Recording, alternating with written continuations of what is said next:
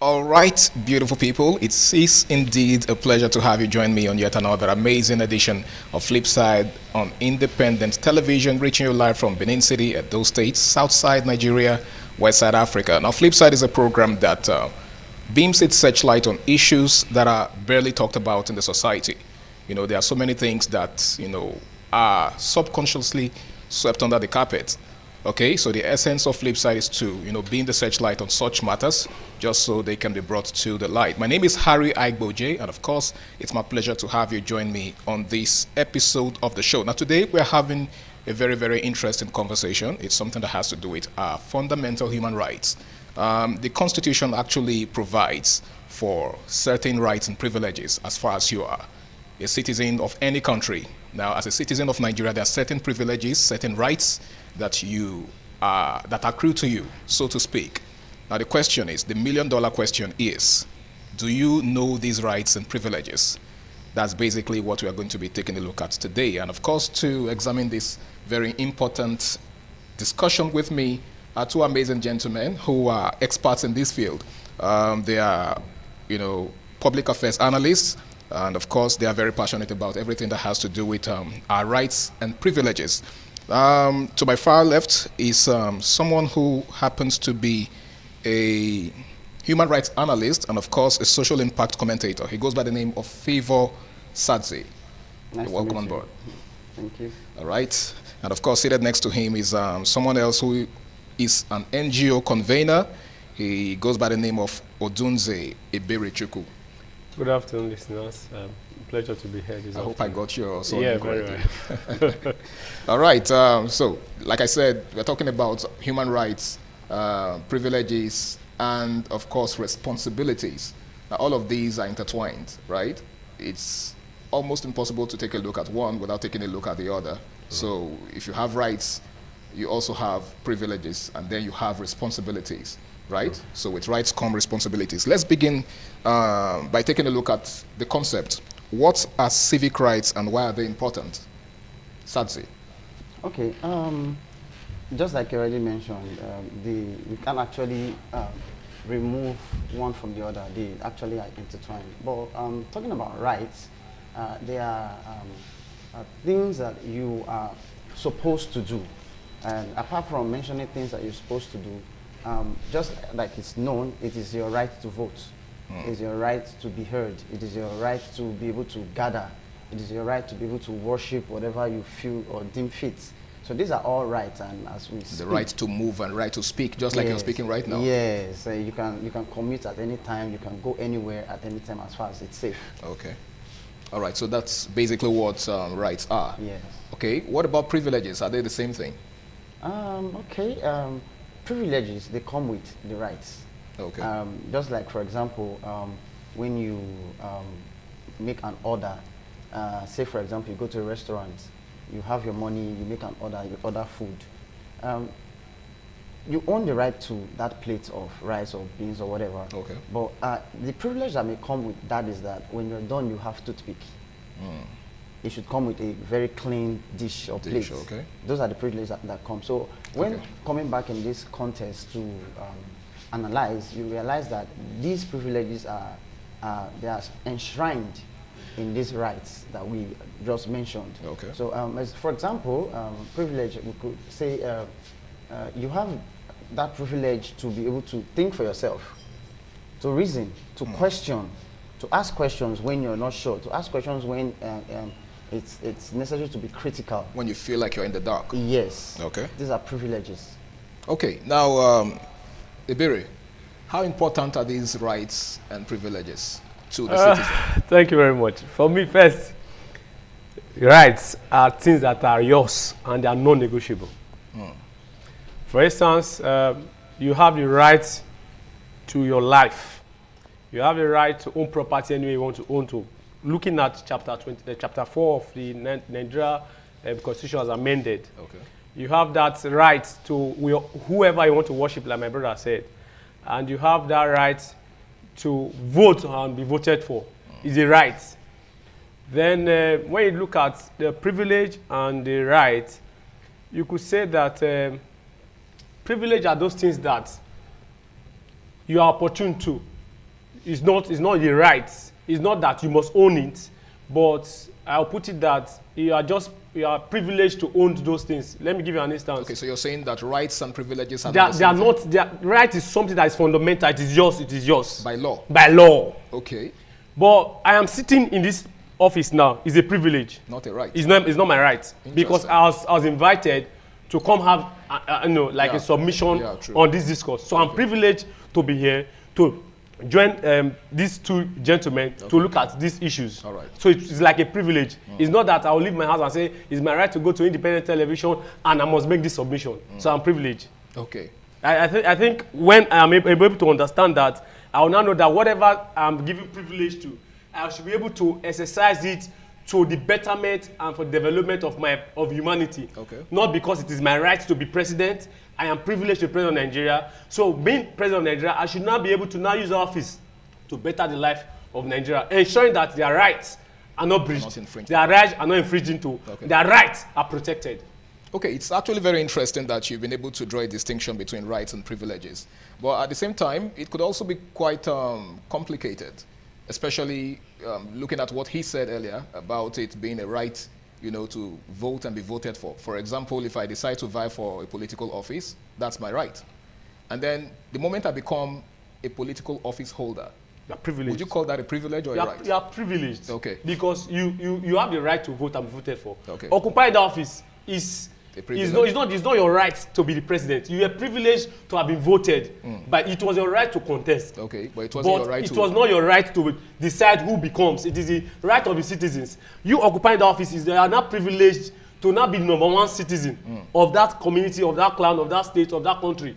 Because that's why tomorrow, when you are not performing, the citizens have every right to say you have failed. You have failed. Okay. Your social contract with us has not been actually be fulfilled or honored. So the citizen has the right to now say we no longer want you. So you cannot now tell the citizens by right to be president. Okay. You are privileged to have actually manned that office by the virtue of the right of the citizens who have voted into power to become that #1 citizen as it is. Interesting. And I think it's very important because a lot of times these things get mixed up, and in the process we tend to, complicate things for people and even confuse people the more. Now, the question I would like to ask is, how important are these rights and privileges? Very important. Okay. Rights. I have right to my life. And because I have right to my life, I guard it judiciously. While government ensure that citizens are protected, you also know that because they say you have right to your life, does not also mean that at odd hours when you're not supposed to move to certain areas where there is insecurity, you now be moving there because if you have right to your life. Okay, so you're saying that there are restrictions to... There are restrictions to some of the things we do, even when we know it is our right. One of the reasons why there are restrictions is that your safety must also be put into consideration when doing things that are also in tandem to your rights, that are in cognizance or in tandem with your rights. Okay. Because you have the right to freedom of worship, does not also not mean that you cannot carry your church or whatever you worship to a place that you know that it is restricted to people for gathering. Then, for instance, it is my right to be a believer, and there are certain things you do that will actually take you out of your rights by invading other people's privacy. Okay, or robbing other people the rights other people the privilege and rights to also do what it is their own right also ought to be. So as you are managing your rights, you must also be able to ensure that you also respect other people's rights. Okay. Because it is mutual. You respect me, you respect my rights, I respect my rights. It is a relationship. Okay. And also the privileges, because I have been privileged to be this, does not also mean I will also have value for this person or value for this person's life. I must also respect that person's right, and also respect whatever he or she believes in. All right. Thank you very much, Ebere. Sadzi, this is a very interesting question. Okay, he made mention of a portion of the Constitution a moment ago. Now, how does the Constitution guarantee individual rights and privileges? Okay, like we already know, the Constitution, the way I see it, is a leveler. It ensures that the elites and the laws of the society have somewhere to go to where they will be equally attended to. That's a sense of belonging. Yes. So it ensures that there's no discrimination. It ensures that everyone is given a fair hearing because there's a system to checkmate everybody at the same time. And then having said that, when I go out of course, there's something to look to say, okay, bring him back to course. When you also, who is supposed to be a leader or an elite, goes out of course, there's something to refer to. And in that case, you want to consider the rule of law, that everybody is equal. Okay, in practical terms, do you think the rule of law is, functioning, especially in this climate, in this part of the world? From what we've seen in obvious times, the justice has now become a thing for the highest bidder. We see a situation where people who are supposedly to get justice do not get justice. Then people who, as it seems, are not supposed to get justice, get justice. So if you're not rich, you can't afford a fair hearing, you may never get justice. If you have the opportunity to visit the prison, and you hear stories of people, you realize these are people who probably were in the wrong place at the wrong time, but because they weren't financed enough to pursue a cause in court, they were just incarcerated for nothing. So you consider such persons victims of circumstance? Serious victims of circumstance, and they are everywhere around us. Sometimes they don't even have to be in the prison. They are everywhere around us. You see someone who is being intimidated, but because there's nobody to call, there's nothing to do, you just have to suck it up and move along. That's sad. Now, Iberi, that sounds like he's giving credence to George Orwell's assertion that, all animals are equal, but some are more equal than others. Do you subscribe to that? In all honesty, I'm sure that while the Constitution ensures that Nigerians are protected, over time, yeah. We've also seen cases where Nigerians might have also been victim of some of these circumstances. Reason being that a lot of factors play. I wouldn't just want to put it only on government. A lot of factors have actually played to make. And I'll be glad if you can pinpoint some of those factors. To make the system not very functional.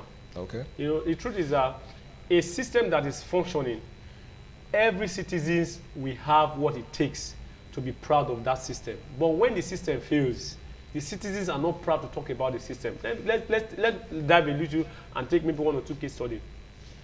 In the advanced country, yeah.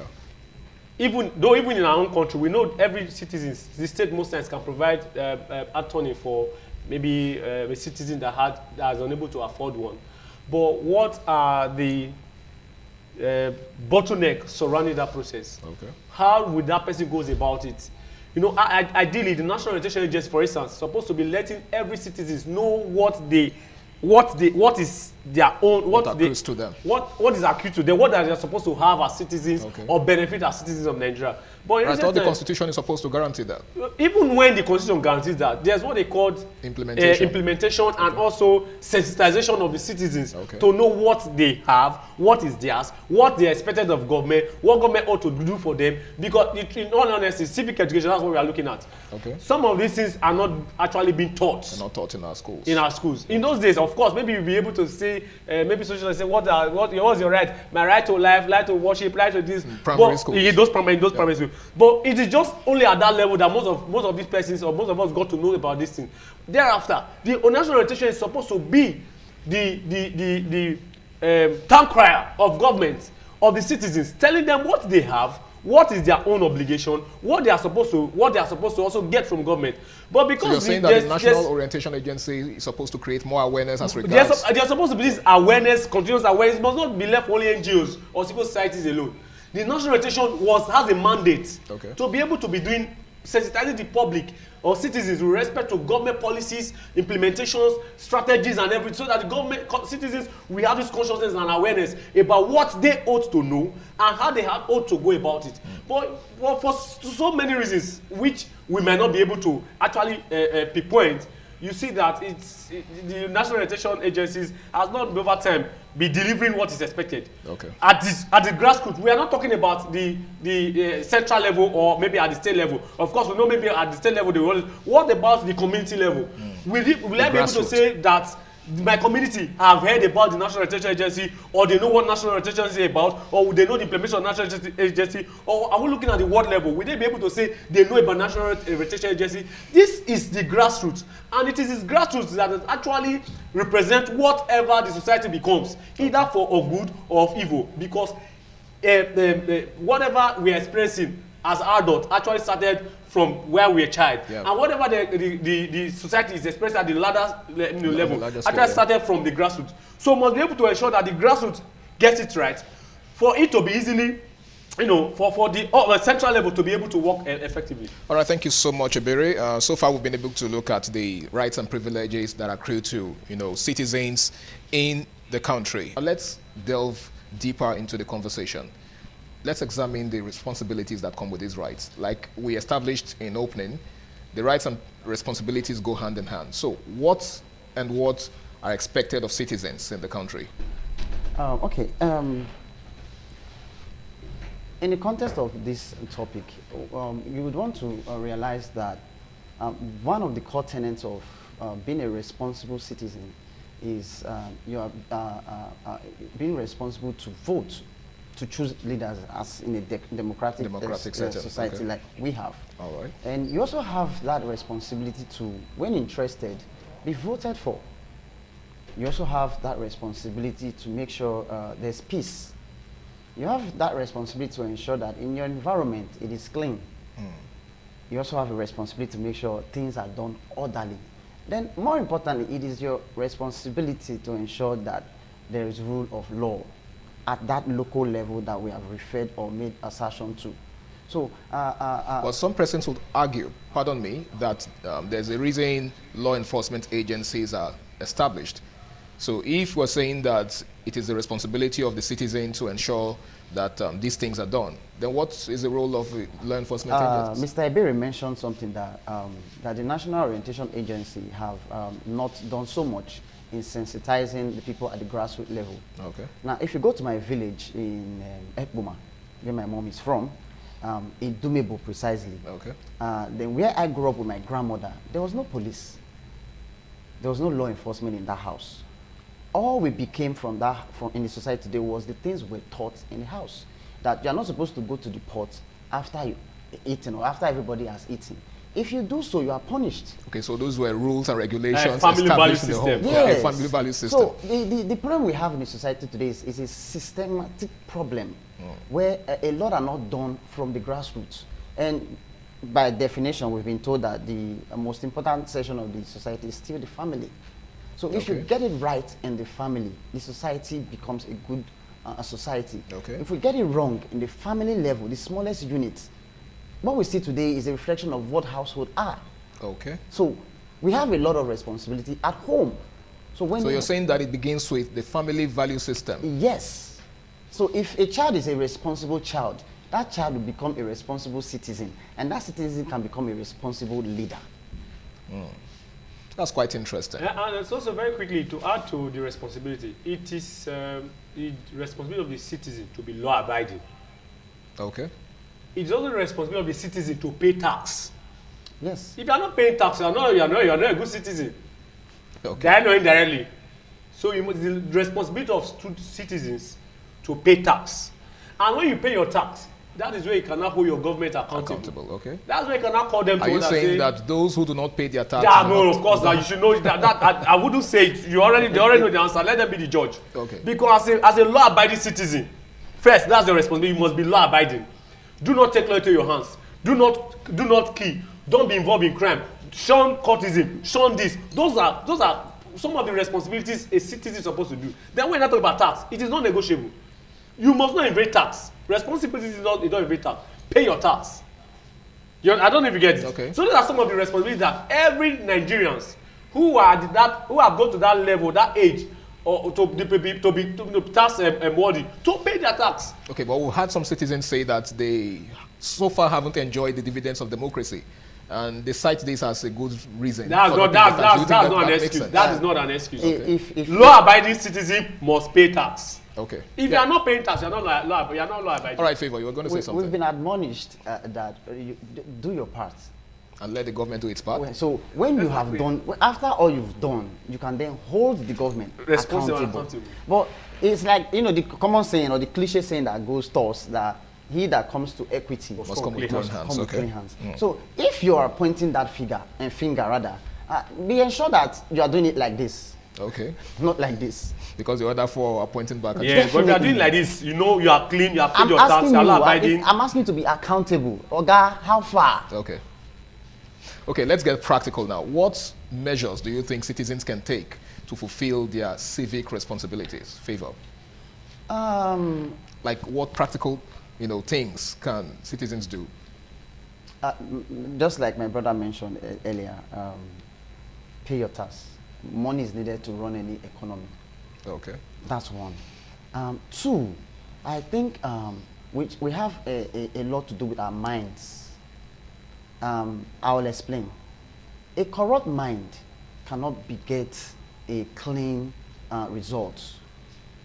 So, like I said before, we still need to go back to the family level. Okay. We have a lot our parents should do. We have a lot our parents had not done. Then we have a lot that guidance are also supposed to do. Because where I grew up, for example, there are things you don't do. There are things you do. For example, we finish eating on the table. You don't leave the table in mess. Unkept, okay. You clean it up. You make sure the house is not littered. You wake up in the morning, you sweep. When it's time to go to bed, you bathe before you sleep. These tiny little things are what contributes to being a responsible individual in the society. Because when a good daughter or a good son becomes a staff to a boss or an employer, he will definitely replicate those things that he was taught at home. I guess that's why they say charity begins at home. At home. So charity is not vague. It's not ambiguous. It is being responsible. It is being accountable. So a child that is not used to reporting duties, when that child becomes an employee tomorrow, when you start appraising that child or employee, if it sees as a problem, what is this my boss saying? What does this concern me? I think I've done my part. A child that is not known to go the extra mile, when it's time to close and it's 4 o'clock, that employee must leave by 4, even when there are still a lot of things to be done in the office. Okay. So you see, at that level, when we've been able to build all of these in that child, inculcate a lot, and that's by virtue of exposure, anyway, because a lot of things contribute to what a child will become and what a citizen will become. So when a lot has been done there, then we can now repattern or restructure all of these into presentable morals that the society will be proud of. Okay. A lot of persons have become quite frustrated with the system of things, right? They'll tell you the reason they don't go to vote is because it's like they're moving in circles. Nothing good ever happens. You go out to vote, and at the end of the day, it's still the same story. What do you think is the importance of voting in a democratic society? The importance of voting in a democratic society, it makes you have a voice. If you don't vote, you can't have a voice. The reason is that by going out to vote, you're able to choose the kind of leaders that will represent you, either at the local, at the state, and at the federal level. By coming out to vote, you are entrusting those persons, those leaders, the authority to do that which we believe is right for the betterment of the society. Okay, but that's in an ideal society. What about a society where it seems like you already know what the outcome of the election is going to be? But even as at that, that is where sensitization, awareness need to be done. If your leaders, those who are seeking for public offices, present their manifesto, it's not left for us to now stray their manifesto, their social contract with us, review it, look at it, which one do we think is best for us? And by that your social contract, by that your manifesto, when you are elected, we can now hold you accountable.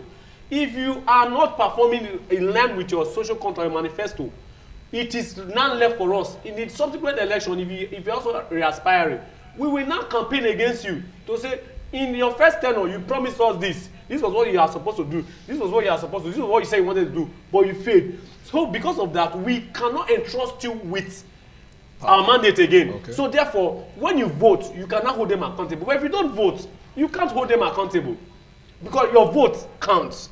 And because your vote counts, those politicians will be scared not to fulfill their mandate or their manifesto because they know that your vote counts. Except when we are in a system where your vote don't count. But even when you are in a system where your vote don't count, keep on advocating, keep on creating awareness, keep on sensitizing your people and of a truth.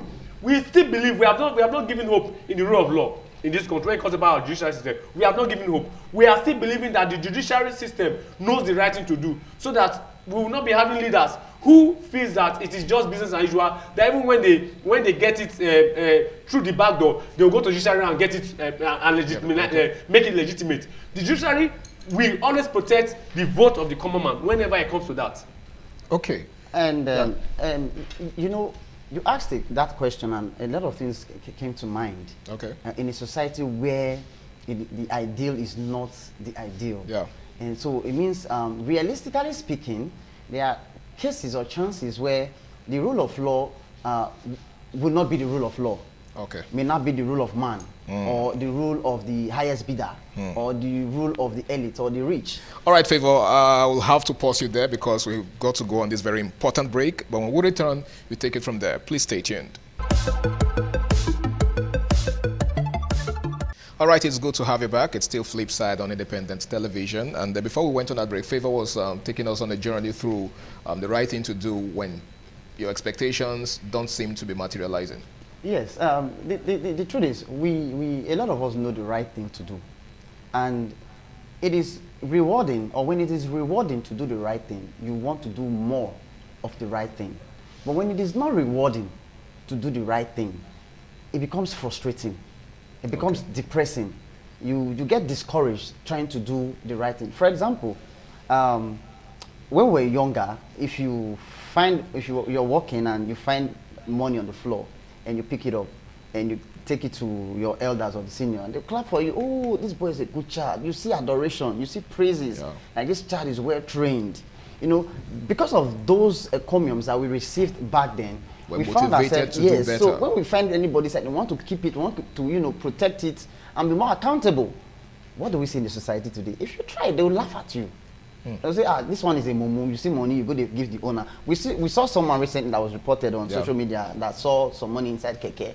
Some persons were saying he will die of poverty. Yeah, he was being bashed and insulted and mocked. I'm like, gracious Lord, put yourself in the position of the person that lost the money. Would this still be your comment? So the society is skewed towards a direction where it does not favor the good. It doesn't pay to be good anymore. It doesn't pay to be good. If you are good, you are seen as foolish, you are seen as stupid, you are seen as dumb. And if you're not careful, you end up, you die poor. Yes, we've seen poor people who die, and they were referred to as the holy ones. The only time they became useful in their family or in the society was when they were about to judge a matter because they needed truth to be said to still favor one rich person. So at that point, where do we end up? We question everything. You question morality. Nobody's moral. Okay, let me not say nobody because that would be hasty generalization. Some people are no more moral. People that are supposed to be the moral standard are no more. I was speaking to somebody in church, and I was being bashed for dressing somewhat. I was returning from work, and so I just said, okay, let me not go home directly. Let me just browse church since I was still within the time frame for service. And I was wearing shorts. I was coming from Port Harcourt. I got to church, and a particular ecclesiastic leader was asking me, "Oh, why will you be in church like this? This is a bad example." Blah blah blah blah. I said, I looked at myself. I said, what is wrong with my outfit? You don't even know where I'm coming from. So they closed church and we drove off. It was at Okoro Junction. There's a traffic light there before it got broken. This same man that was, mocking me beat the traffic. I'm like, if it's not the part that was telling me I was badly dressed in church, you just beat the light. But you know what's more even interesting in that situation? He was with his family in the car. So in that situation, who was supposed to correct who? You see, that was a family of what? You can use the statement yourself. Imagine. So we find ourselves being able to judge others. We find ourselves being able to critique others, forgetting the fact that we have a lot to do for ourselves. Wow, thank you so much. Iberi, let's now take a look at activism. If you take a look around you today, there are lots of young people springing up and agitating for certain things. There's a popular one on social media who seems to have the attention of a lot of young people. He's quite influential, and his word seems to carry so much weight. And I'm sure there are quite a number of them out there, okay, that command so much attention on social media. Now, what do you think is the role of activism in promoting the rights and privileges of citizens? Okay, part of the roles that activism can play will be, we also help to strengthen policy formulation. Okay. Because when this person knows that certain policies need to put in place to strengthen the country or activities in the country, it is expected that you cannot use that platform as a way of advocating for policy formulation, and where there are weak policy, you advocate for policy review. And also, you can also use that platform as a way of creating awareness, conscientizing the people to say this is how it ought to be. Use your platform as a way of creating that awareness. Social cohesion within your followers to learn that Nigeria is supposed to be like this, but over time Nigeria is like this, but we need Nigeria to go like this. This is what we can do for Nigeria to go like this. If you are advocating for policy formulation, of course, and when they see that there are a lot of advocates in respect to policy formulation in a particular direction, the leaders of the government of the day will want to sit back and look at, or even the legislator, how can we now formulate this policy to suit this purpose? Okay. So, as an activist, you must not, you must see how you can use your influence or your platform to advocate for things that will turn around the country for betterment of the citizens. And one of those things is policy formulation. Okay. Another thing that we also do, like I also talked about, is creating awareness. I think, like you also mentioned, one of these activists that have also been seen over time, when certain things that have to do with insecurity in a particular sector of this country, he went there, used his platform to actually call government, use it to hold them accountable. Okay. The reason is that because government is supposed to be providing security for protection of life and properties of the citizens. Yeah. And where they are failing, use your platform and use that your activism to hold them accountable, call them, so that they'll be able to know that, create the awareness. When the government sees that this awareness is being created and people are not following and people are not talking, the government want to sit up. That is for advocacy, advocacy and awareness. They have talked about that of policy. The other thing that we also, the activists need to also do, with respect to using their platform, is to also have to set a standard. The reason why I'm talking about standard, not standard that will now lead the younger ones who are looking up to them astray. We are talking about setting the right standard. Let them know what is good and what is bad. Okay. Do not live a life that will influence them in the negative aspect, but rather use yourself as a role model. Be a role model to influence them to be ambassadors of their country, ambassadors of their family, ambassadors of wherever constituency they are coming from, so that they cannot live a better life and see that, oh, because I'm living this life, a lot of people are looking up to me and they are following my lifestyle. And you see that the ills, some of these ills, prevalence vices in this society, you see them automatically, drastically reducing because they have a role model who is telling them to do the right thing and not the wrong thing. Okay, Favor. It's easy to get the attention of government when you are an influencer, when you have a voice, right? Yes. He talked about holding government accountable sometimes when they are not doing the right thing. What do you think common men, ordinary citizens can do to hold government accountable, practically speaking? There's a lot common men can do. There's not much common men can do. Okay. It's contradictory, right? Yeah, it sounds so.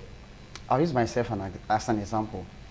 Very low influence on social media. I can't even afford a lot of big things that can, project the word out. So I can cry from now till tomorrow in my small circle and nothing will change. Then again, I can start, to approach the big people. Now the big people who are on the opposition can say, oh, this is a potential. Let's sponsor him. Let's make him work. And they start to make me work. I start to gain traction. I start to gain traffic. I start to gain influence. Now, when my influence is so big that people are listening to me, you know what happens next? I become a tool. In whose hands? In the hand of the opposition that may now become the ruling class. So, you see a lot of people, a lot of activists before who we were, seeing as role models. And the next thing is that they just flip sides and you start to question a whole lot. But I thought this I'm person, sure one of such questions is, what changed? What happened? money, we are poor. It's poverty. It's So you mean their loyalty has been bought by the ruling class? very much bought. And because whatever they stood for was never for impact and change. Was just about how they can feed themselves, drive the next big car, live in the next big house, take good pictures in nice places. That actually does bring to mind what some persons have described as cashivists. Said That's- such people that's are the word. activists who are just after I don't bucks. even see the activism anywhere anymore. I don't, because how do you explain an activist for after a year that we were together, we know where we came from, and just about 1 year after, in the same hustle, you are flying private jets, you're moving from countries to countries with no known job. Can you explain that to me? Then, and then, you know what makes it more interesting? In the next couple of moments, you are singing the praises of the same person you were once criticizing. How does it make any sense? So, if I was supposed to go into the activism today, the first thing I look at is how lucrative is this going to be for me?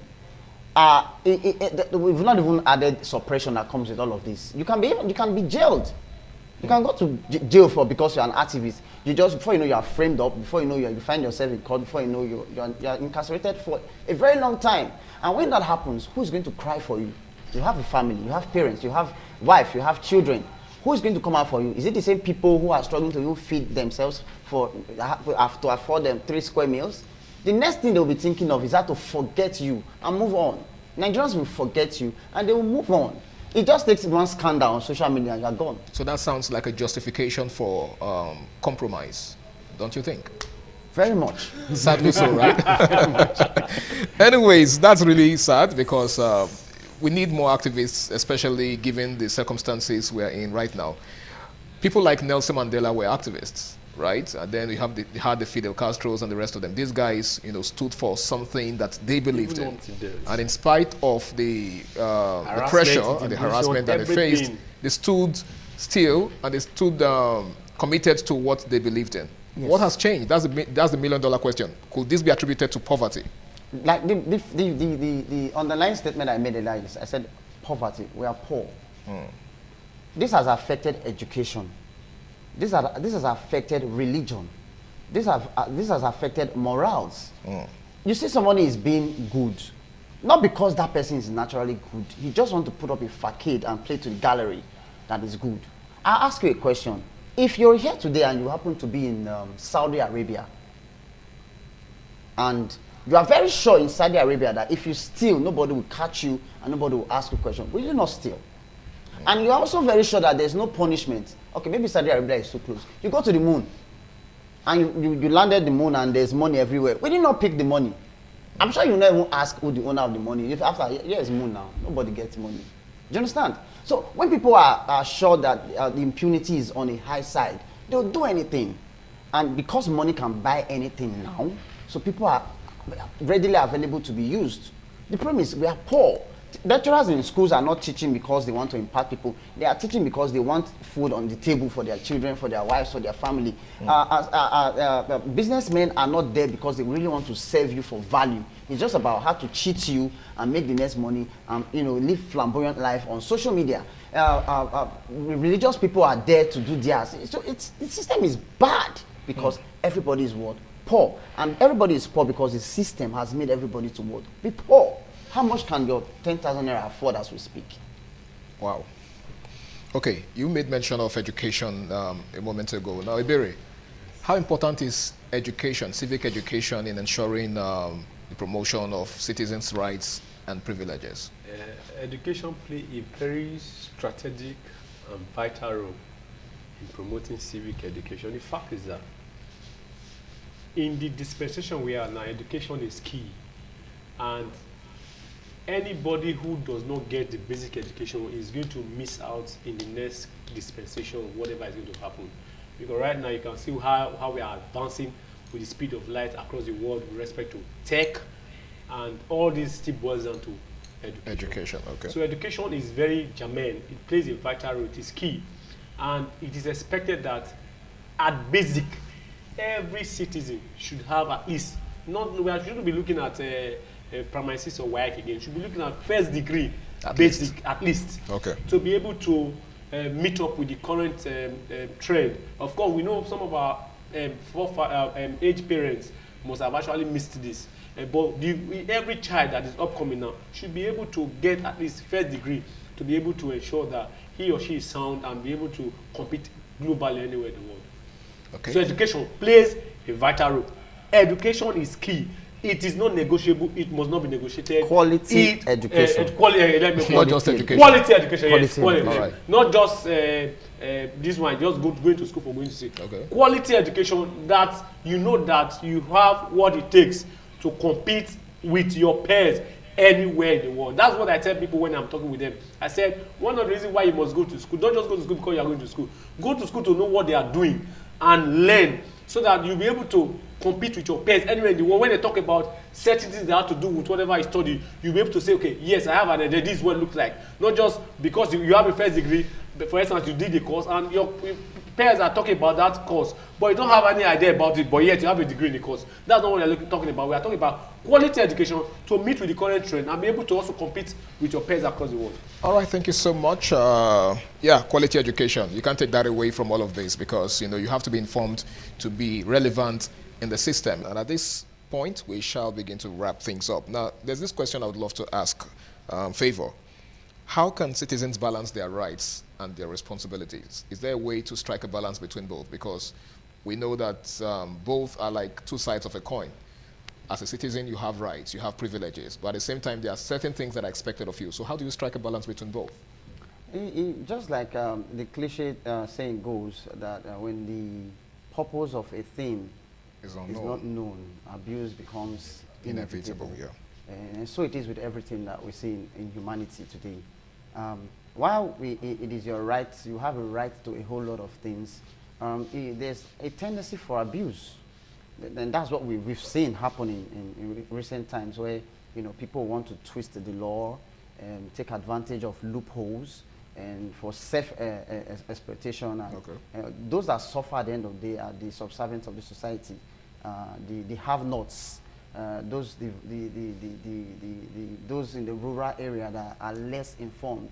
And because of less information, you do not even know to how much your right is. Okay. And because you do not know, someone can just come abuse you and you say thank you. You see, you are being oppressed, harassed, and intimidated, and assaulted, and there's nothing you can do about it. You've been made to believe it's the norm. As far as you cannot even fight, and so just let it be and let it go. In the word of the streets, make peace for rain, live and for God, where there's a whole lot you can be doing. So I think the first responsibility here is know for yourself what is supposed to be. Okay. And it boils down to what my brother here said earlier, that the National Orientation Agency has a lot to do.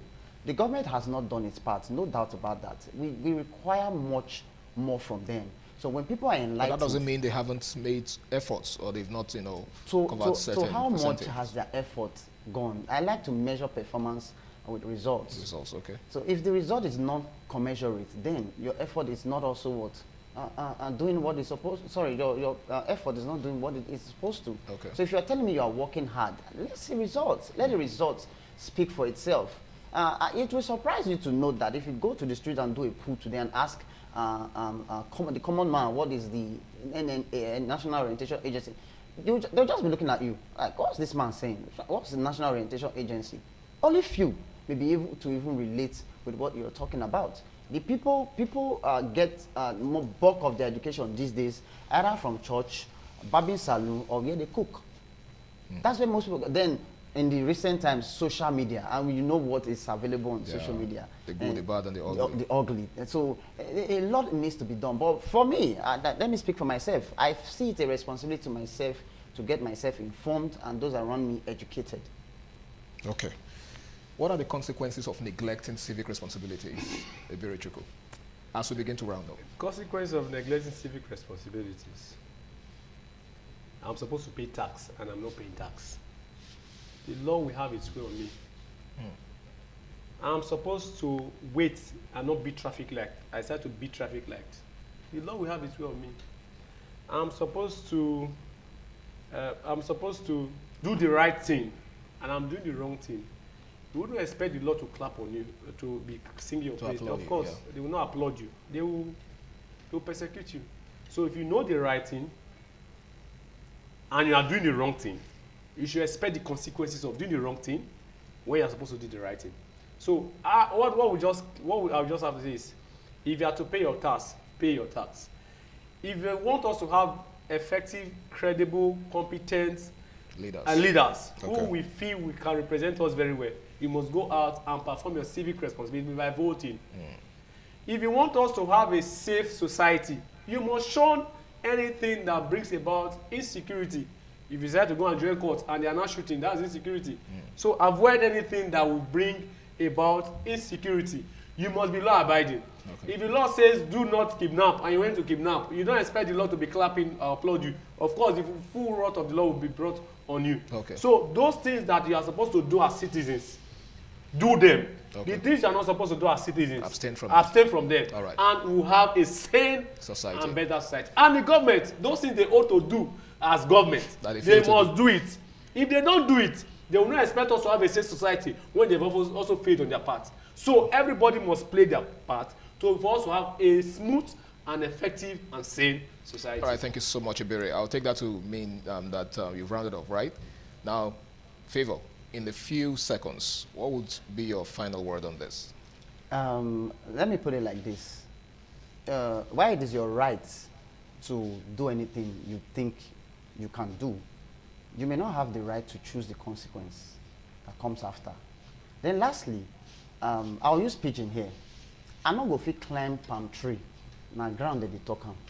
Not be when you don't reach middle or not when you don't reach up.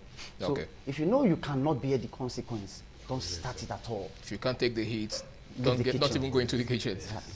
All right, thank you so much, gentlemen. I really appreciate your amazing contributions to the discourse. We've been talking about understanding civic rights and responsibilities. And of course, my guests, who happen to be public affairs analysts, Odunze Eberechukwu, and of course, Favor Sadzi, have done justice to this discourse. And I want to say a big thank you once again. All right, it's been Flipside on independent television, and the topic has been understanding civic rights and responsibilities. Now, as a citizen, you have rights and privileges, and so also do you have responsibilities. A whole lot is expected of you. So while you are demanding for your rights, have it in mind that you also have very, very important responsibilities. And if you fail to carry out those responsibilities, do not expect any change in the society. My name is Harry Aigboje, and until I come your way again, same time, same station next week, do the right thing, stay out of trouble, and bye for now.